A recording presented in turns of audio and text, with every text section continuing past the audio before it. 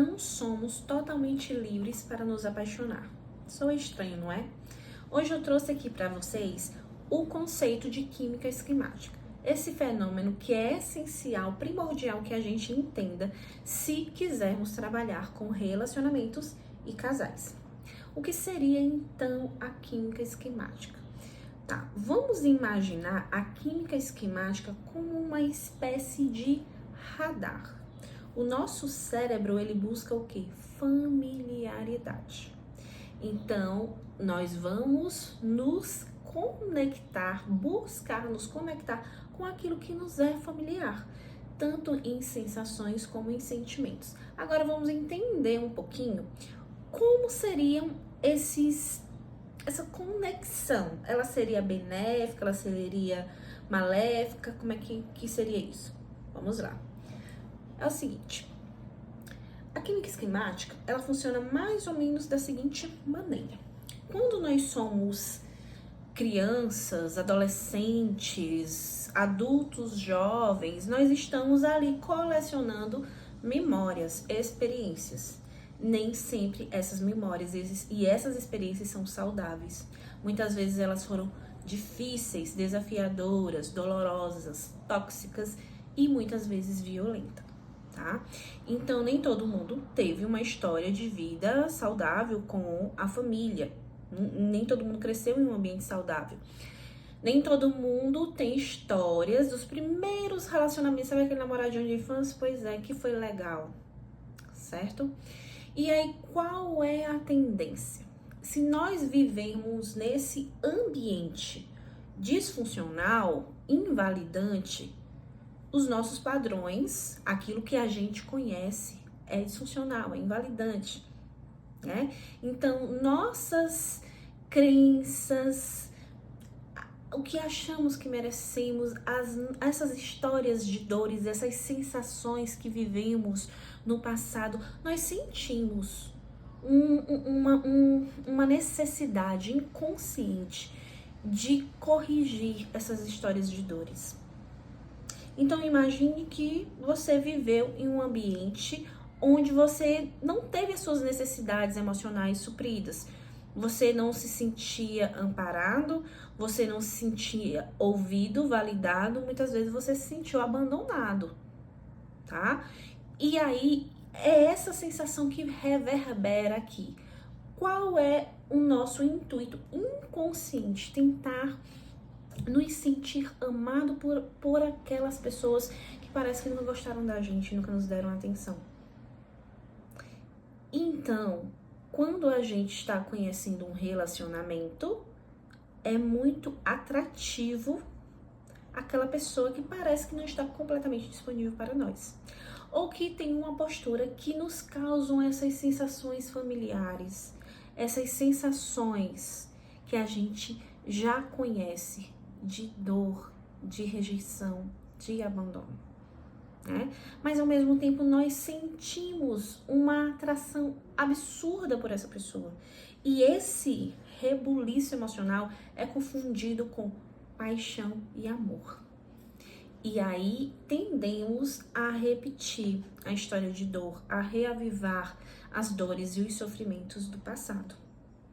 Então, química esquemática seria isso, seria como se a gente construísse dentro de nós um radarzinho que buscasse se conectar com sensações familiares, e muitas vezes essas sensações são muito dolorosas, são muito disfuncionais, e aí a gente se vê novamente em um ciclo onde a gente tenta se mostrar valoroso, se mostrar digno de amor e atenção por quem não nos dá atenção, por quem nos passa, sim, uma sensação de rejeição e abandono.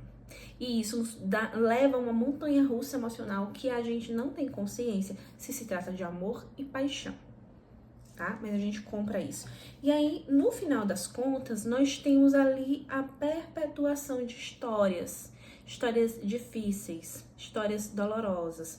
Como no início do relacionamento, essa química é muito intensa e ela é confundida com amor e paixão, a gente não vai conseguir identificar isso no primeiro momento se não tivermos, né, um grau de autoconhecimento e autorreflexão bem profundo, né, bem construído, isso vai acontecer lá mais ou menos na metade final do relacionamento, onde a dinâmica já está muito desafiadora, onde a dinâmica está muito disfuncional, e aí sim essas dores elas começam a vir de maneira mais intensa e a pessoa entra em um sofrimento, tá? Então, a química esquemática, ela seria esse fenômeno. Nós temos aí esquemas interagindo, que seriam um padrão, né? Padrões de pensamentos, sensações, sentimentos. O esquema, ele tá muito a nível emocional, entende? Então, vamos supor uma pessoa com um esquema de padrões inflexíveis. É aquela pessoa que ela tem uma inflexibilidade psicológica, certo? Então, ela tem dificuldade de pensar em diferentes cenários, ela tem dificuldade de flexibilizar ali as situações, ela se diz muito conservadora, as coisas são tudo assim certinho, né? Então é uma pessoa que muitas vezes vai ser muito autocrítica e crítica também, tá? Como ela é uma pessoa muito crítica, vamos supor que ela está ali com um parceiro que tem um esquema de fracasso. Que seria aquele esquema de que parece que eu nunca faço nada bem feito, parece que eu nunca atinjo os meus objetivos, eu estou muito aquém do que eu gostaria, e parece que as pessoas, elas têm mais competência e mais capacidade que eu. Então, em síntese, o esquema de fracasso, a pessoa se sente incompetente. E essas duas pessoas, padrões inflexíveis e esquemas de fracasso, elas resolvem ter um relacionamento, né?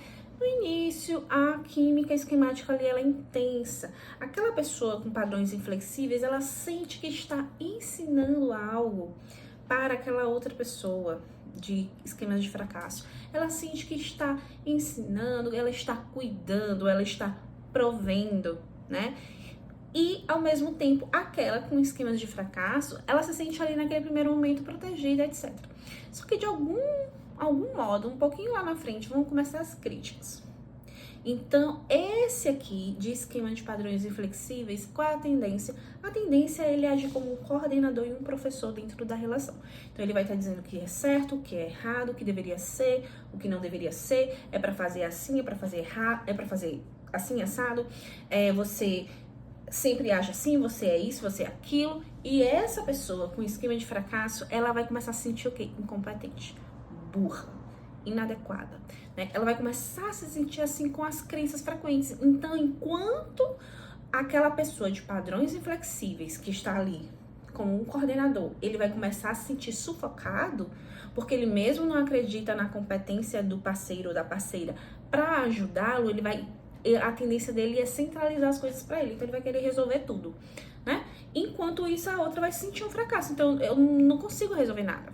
Eu vou estar me sentindo realmente incompetente, eu não consigo resolver as coisas, eu estou insegura, não confio mais nas minhas habilidades de lidar com as coisas, e eu vou estar sempre pedindo ajuda ali ao meu parceiro, que eu acho que é muito mais eficiente, efetivo, autoeficaz do que eu, ok? E aí, esse aqui se sente sobrecarregado e esse aqui se sente cada vez mais inseguro e dependente dele. E essa dinâmica, né, vai ficando cada vez mais abusiva. Então, esse é só um exemplo para vocês entenderem como é que a química esquemática, ela ocorre e como é que do meio para o fim ela começa a prejudicar muito o relacionamento. Acontece que se os pacientes não se derem conta disso, eles vão continuar nessa dinâmica. E se a pessoa que tá ali em busca de um relacionamento saudável, tá solteira em busca de um relacionamento saudável, não tiver consciência disso, ela vai estar repetindo a história, porque a tendência é a gente estar se atraindo por essas pessoas que nos causam essas sensações familiares que nós temos, que ao longo das nossas vidas que nós tivemos, né? Então, as histórias vão se repetir, tá? E aí, é importante que a pessoa esteja em terapia individual também quando isso acontece. Mas nós, terapeutas de casais, a gente precisa mostrar bem clara e cristalina essa dinâmica para os casais. Quais são os esquemas dele e que forma eles interagem. Por como é que esses conflitos estão ali, ó, tendo contribuição dessa química esquemática.